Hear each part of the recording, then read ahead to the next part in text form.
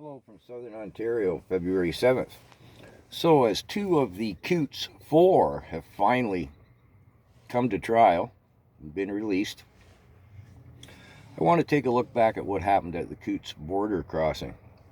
I've never covered the Coutts 4. I had some inquiries at the time if I would. It's a convoluted and complex issue, and it involves boomsticks, censorship, you see. How can I talk about a subject matter that is largely about that? Anyways, I suggest you see Viva Fry. I just watched his takedown of what happened with these two gentlemen and their court case.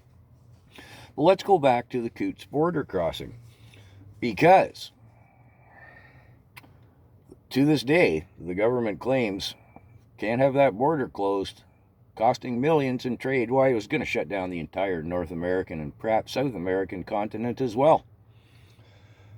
This despite the fact that there are 14 border crossings. Yes, 14 border crossings between Montana and British Columbia, Alberta, and Saskatchewan, spanning a mere 544 miles, 877 kilometers. But let's look at the border closure, the blockade. It's in the prairies, Coutts. Big, what do you call it? The road on each side of the highway. Oh, I'm drawing a blank here. The support road, running along beside it anyways.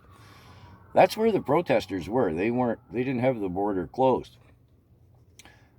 Upon issues from the federal government, the RCMP closed the highway north of Coutts because word had come out a convoy was coming down in support of the Coutts protesters from Edmonton.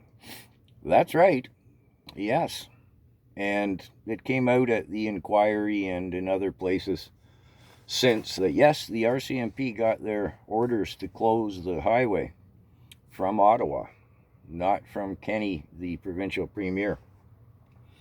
Anyways, you may recall the footage at the time. The Albertans lost it over that one. They just drove around the cops. I mean, it's on the prairies.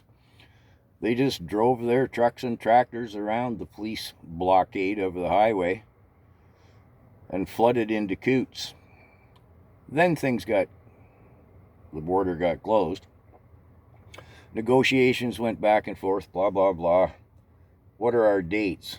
It was, I shouldn't use the term occupied, but I'll call it that. The border crossing was occupied from January 28th to February 15th, a period of 18 days. During which time things went kind of back and forth with their negotiations. Basically, the border kind of really never got closed. Maybe a day here and a day there sort of thing, but then the protesters would open up one lane each way.